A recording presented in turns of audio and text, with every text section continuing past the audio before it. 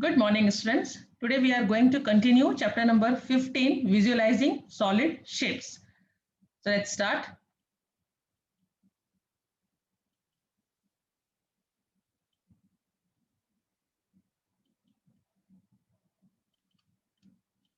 Visualizing solid objects. Sometimes when we look at a combined solid shapes, some part of it is hidden. In that case, we have to visualize the solid shapes. कभी कभी क्या होता है, कोई solid shape ना combined form में रखा होता है, मतलब उसका कुछ पार्ट अगर हम सामने से देखें तो कुछ पार्ट उसका छिपा होता है पीछे. Some part of it is hidden. तो in that case we have to visualise the solid shape. तो उस शेप में उस केस में हम ये विजुअलाइज करते हैं कि सॉलिड शेप कैसा होगा. जैसे for example there are 4 cubes in the arrangement shown in figure 1. अब यहाँ पे देखो क्यूब्स हैं, 4 क्यूब्स, 1 2 3 और पीछे एक 4. तो however 3 cubes are distinctly seen and the 4th cube is partially visible. अब इसमें क्या हो रहा है, 3 क्यूब तो हमको एकदम क्लियरली दिख रहे हैं 1 2 3, और जो चौथा वाला है वो हमें छोटा सा दिख रहा है. तो हम उसको विजुअलाइज कर रहे हैं कि ये 4 मतलब 3 है तो उसके पीछे एक क्यूब होगा. समझ में है? किसी भी ये यही दिया हुआ है कि sometimes when look at a combined solid shape, कभी हम सॉलिड शेप को कंबाइन करके देखते हैं तो उसमें हमें उसका जो कुछ पार्ट होता है वो छुपा हुआ होता है. उस केस में हम we have to visualise the solid shape. For example यहाँ पे दिया कि 4 क्यूब्स हैं, उनका अरेंजमेंट इस तरीके से दिया हुआ है. उसमें हमें 3 क्यूब्स तो डिस्टिंक्टली दिख रहे हैं और जो 4th वन है वो हमें पार्शियली थोड़ा सा दिख रहा है. तो हमें पता चल रहा है कि ये 3 क्यूब के पीछे एक और क्यूब है. C try this given on page number 286. Try to guess the number of cubes in the following arrangement. अब यहाँ पे कुछ अरेंजमेंट दिए हुए देखो. अब आपको फाइंड करने कि कितने क्यूब से ये अरेंजमेंट किया हुआ है. फर्स्ट देखो देयर आर 24 क्यूब्स. हाउ? क्योंकि 1 2 3 4 कितने हैं, इसमें 4 नीचे है और ब्रेथ में कितने हैं 1 2 3 और हाइट में कितने हैं 2. तो इसकी लेंथ हो गई 1 2 3 4 क्यूब्स और ब्रेथ हो गई 3 क्यूब्स और हाइट हो गई 2 क्यूब्स. तो 4 मल्टीप्लाई बाई 3 मल्टीप्लाई बाई 2, तो 4 3 जा 12, 12 2s are 24. It means the arrangement of this figure is 24 cubes. तो आप वैसे भी देखो अगर तो आपको कितने दिख रहे हैं इस सामने 1 2 3 4 5 6 7 8 8 दिख रहे हैं और 8 की कितनी लाइनें दिख रही हैं 1 2 3. तो 8 3 जा 24. तो पता चल गया कितने क्यूब्स है 24, है ना. अब सेकेंड शेप में देखो देयर आर 8 क्यूब्स. कैसे 1 2 3, है ना. 3 है यहाँ पे, 3 की कितनी लाइन है 2 लाइन है. तो 3 मल्टीप्लाई बाई 2 और ऊपर कितने रखे हुए 2, तो प्लस 2. तो 3 2 जा 6, 6 प्लस 2 8. तो टोटल कितने क्यूब्स आ गए 8. यहाँ पे इक्वल इक्वल थे इसलिए मल्टीप्लाई किया कि 4 की 2 लाइन्स थी और 3 की देखो 4 थे लेंथ में, 3 थे ब्रेथ में और 2 हाइट में थे. तो 4 मल्टीप्लाई बाई 3 मल्टीप्लाई बाई 2 कर दिया. यहाँ पे 3 लेंथ में है 2 ब्रेथ में है तो 3, क्योंकि 3 की 2 लाइन है तो 3 मल्टीप्लाई बाई 2 और ऊपर खाली 2 ही है तो प्लस 2. तो 3 2 जा 6, 6 प्लस 2 8. तो टोटल कितने क्यूब्स है इसमें 8. अब यहाँ देखो इन देयर आर 9 क्यूब्स. कैसे देखो 7 in the lower 2 in the upper layer. अब यहाँ पे देखो आपको कितने दिख रहे हैं 1 2 3 5 6 और एक यहाँ दिख रहा है 7, है ना. 1 2 3 4 5 6. ये कितने दिख रहे हैं देखो आपको 1 2 3 दिख रहे हैं, 4 5 और एक ये 6 और एक इसके नीचे होगा 7. तो 7 हो गए लोअर लेयर में और ऊपर कितने दिख रहे हैं 2. तो 7 प्लस 2 9. तो कितने क्यूब्स के बना ये फिगर 9 क्यूब. समझ में आ रहा है ना. क्योंकि देखो यहाँ पे 1 2 3 क्यूब्स दिख रहे हैं, 4 5 और यहाँ एक ही दिख रहा है 6 और एक हिडन है. क्यों? क्योंकि इस क्यूब के नीचे भी एक क्यूब होगा. तो फर्स्ट लेयर में कितने हो गए 7 क्यूब्स और ऊपर कितने क्यूब्स हैं 2. तो 7 प्लस 2 9. तो इस तरीके से हम जो हिडन पार्ट होता है उसको फाइंड कर सकते हैं विजुलाइज करके कि कितने उससे ये बना है. अब देखो ये क्वेश्चन है, try this given on page number 287. 2 dice are placed side by side as shown. Dice पता है, जो लूडो में हम खेलते हैं ना, वो गोटी जो फेंकते हैं, उसे हम क्या बोलते हैं, डाइस। तो दो डाइस को एक साथ चिपका के रख दिया है, और डाइस किस शेप की होती है, क्यूब शेप की होती है। ठीक है, two dice are place side by side as shown, कि दो डाइस को एक साथ लगा के रखा हुआ है। Can you say what the total would be on the face opposite to? क्या तुम बता सकते हो कि इनके जो अपोजिट है उनका टोटल क्या? जैसे 5 प्लस 6, 4 प्लस 3। और आपको, मेरे को एक इसका रूल पता है आपको डाइस का, कि डाइस के अपोजिट फेस पे जो नंबर, जैसे यहाँ पे 5 है, तो इसके पीछे क्या होगा, क्या आप बता सकते हो मुझे? 2। कैसे? क्योंकि always remember the sum of two opposite faces of number is always 7। जो भी दो फेस होते हैं अपोजिट फेस, उन पे जो नंबर होते हैं उनका जो सम होता है वो हमेशा सम 7 आना चाहिए। तो अगर यहाँ पे 5 है तो इसके अपोजिट जो फेस होगा, मतलब इसके जस्ट पीछे जो फेस होगी उसमें 2 होगा, क्योंकि 5 प्लस 2 7। यहाँ पे आपको 4 दिख रहा है तो इसके अपोजिट क्या होगा, 3 होगा, क्योंकि 4 प्लस 3 7। यहाँ पे 1 दिख रहा है आपको, 1 के अपोजिट क्या होगा, 6 होगा, क्योंकि 6 प्लस 1 7। तो डाइस के आप घर पे देखना, अगर आपके घर पे डाइस है उसके अपोजिट फेस पे काउंट करना। अगर मेरे सामने वाले फेस पर अगर 6 है तो उसके जो पीछे फेस होगा उसमें 1 होगा। 6 प्लस 1 7। ठीक है, तो कब दो अपोजिट फेस के नंबर को अगर हम सम करते हैं तो वो सम हमेशा क्या आता है, 7 आता है।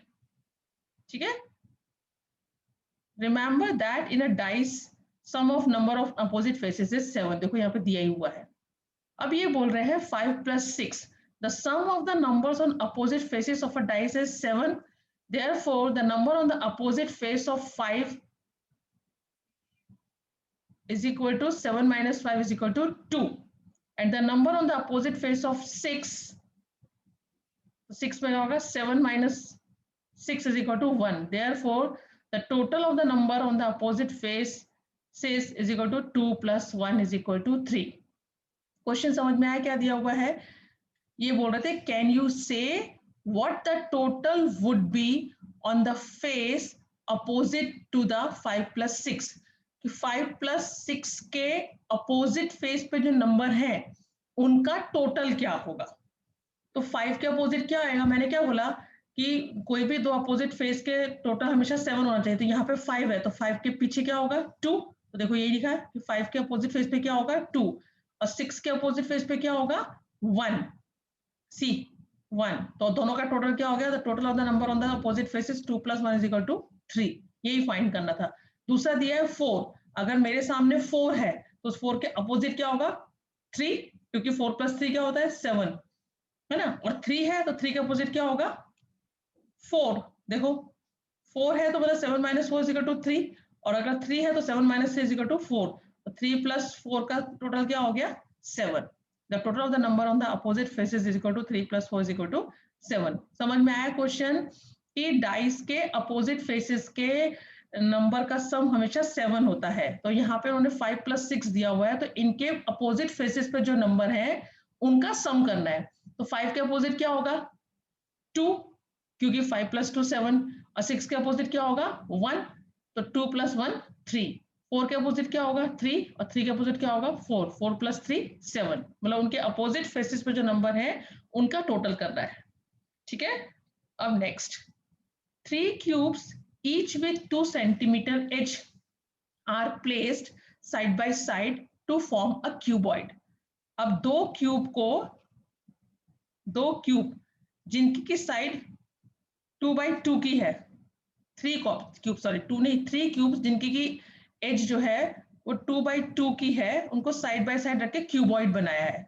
Try to make an oblique sketch and say what could be its length, breadth and height.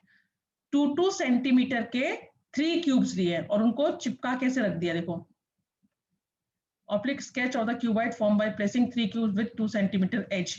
ये इधर भी 2 2 2, अब उसका ऑब्लिक स्केच बनाया है।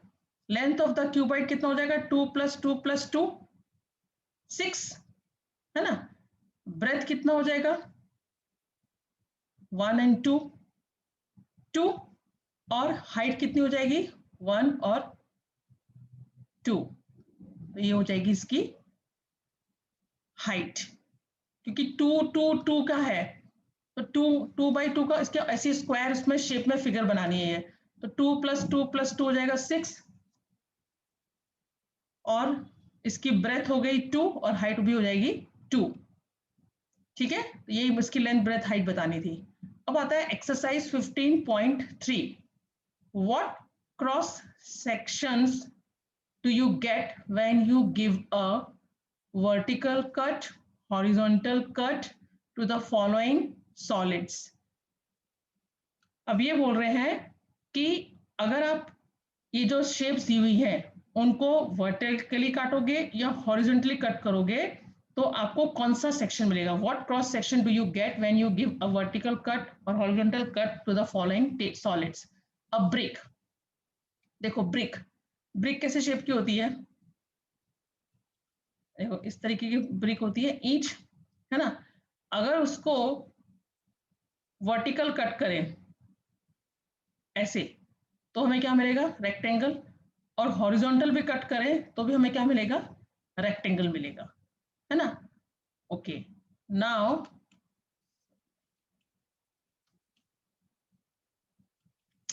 अ राउंड एप्पल, अब एक राउंड एप्पल है, अब इसको मैं अगर वर्टिकली कट करूंगी तो कट करने पर जो मुझे शेप मिलेगी वो राउंड ही मिलेगी। कैसा शेप का हो जाएगा? अच्छा ये तो ऐसे नहीं होगा,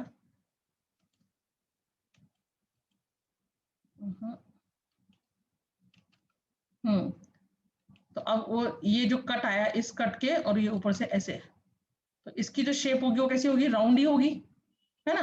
तो वर्टिकली कट करूं उसको मैं या हॉरिजॉन्टली कट करूं या ऐसे कट करूं, उसको मुझे कैसे शेप मिलेगी? राउंड ही शेप मिलेगी, है ना। ओके नेक्स्ट, अ डाई, मतलब डाइस, उसको डाइस कैसा होता है? क्यूब शेप का होता है, उसको मैं इधर से कट करूं या इधर से कट करूं, मुझे कैसी शेप मिलेगी? स्क्वायर ही मिलेगा। अ सर्कुलर पाइप, अब देखो सर्कुलर पाइप कैसा होता है, वो मैं बताती हूँ आपको। नहीं ऐसा तो नहीं होता है,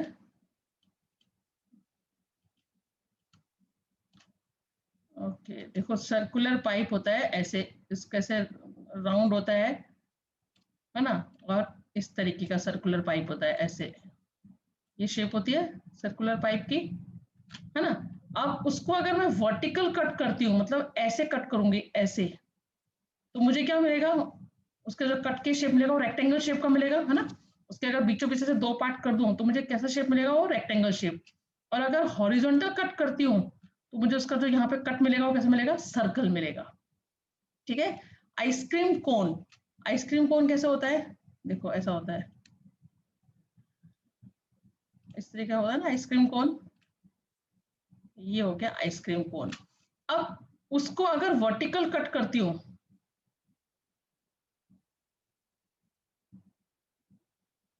वर्टिकल कट करती हूँ तो मुझे जो शेप मिलेगी वो ट्राइंगल शेप की मिलेगी। कैसा मिलेगा? ऐसा मिलेगा ट्राइंगल शेप, है ना। सॉरी वर्टिकल, ये तो हॉरिजॉन्टल हो गया, वर्टिकल मतलब ऐसा ऐसा शेप करती हूँ तो मुझे ये शेप मिलेगा। और अगर मैं हॉरिजॉन्टल कट करती हूँ तो मुझे ये जो मिलेगा वो कैसे मिलेगा? सर्कल, ऐसे गोल मिलेगा, है ना। तो यही बताना है, ये प्रैक्टिकल करके देखोगे आप तो आपको ज्यादा पता चलेगा कि ये कुछ शेप्स हैं, उन शेप्स को अगर वर्टिकली कट करते हैं या हॉरिजॉन्टल कट करते हैं तो हमें कौन सा सेक्शन मिलेगा, कौन सी शेप मिलेगी। तो ब्रिक रेक्टेंगल शेप की होती है, वर्टिकल कट करो या हॉरिजॉन्टल करो तो उनकी शेप कैसी रहेगी? रेक्टेंगल रहेगी। राउंड एप्पल मतलब गोल एप्पल है, उसको चाहे मैं वर्टिकल कट करूं या हॉरिजॉन्टल कट करूं मुझे वो राउंड ही शेप मिलेगा उसका। डाइस, डाई सिंगल होती है, डाई उसको मतलब क्यूब शेप की होती है, उसको मैं वर्टिकल कट करूं या हॉरिजॉन्टल कट करूं मुझे स्क्वायर शेप ही मिलेगी।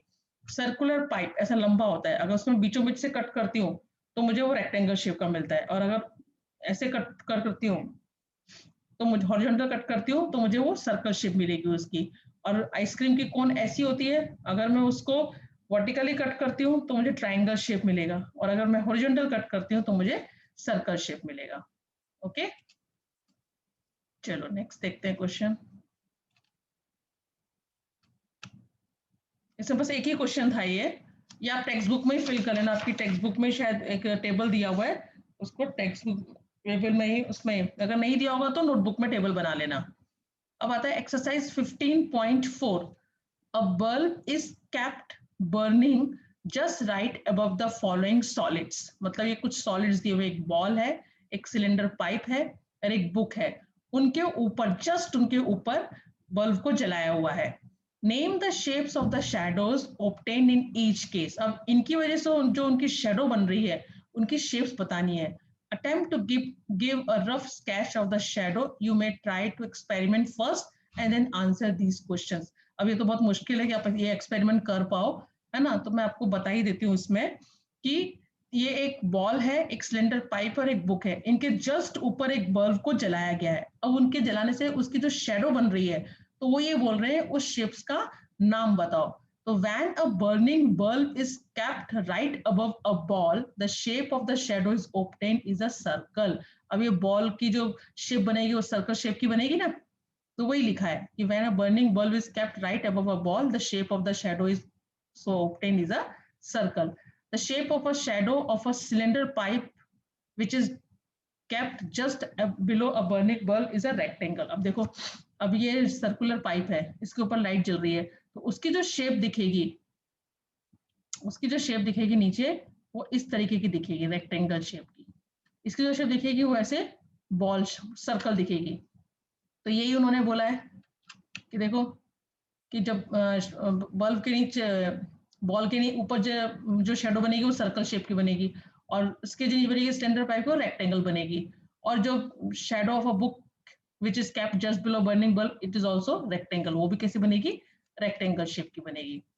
ठीक है, ये करके हमें ज्यादा पता चलता है, लेकिन it is not possible for you. तो जस्ट यू इमेजिन, आप सिर्फ इमेजिन करके देखो कि ये बॉल है, बॉल के ऊपर लाइट जल रही है, तो उसकी वजह से जो नीचे शेडो बनेगी वो सर्कल शेप की बनेगी। अब ये सर्कुलर पाइप है, उसमें बल्ब जल रहा है ऊपर से, उसकी जो शेडो बनेगी वो रेक्टेंगल शेप की बनेगी, क्योंकि वो रेक्टेंगल शेप जैसे ही दिख रहा है। अब बुक भी देखो रेक्टेंगल शेप जैसे दिख रही है, इसकी भी शेडो कैसी बनेगी, रेक्टेंगल शेप की बनेगी। Next question, here are the shadows of some 3D objects.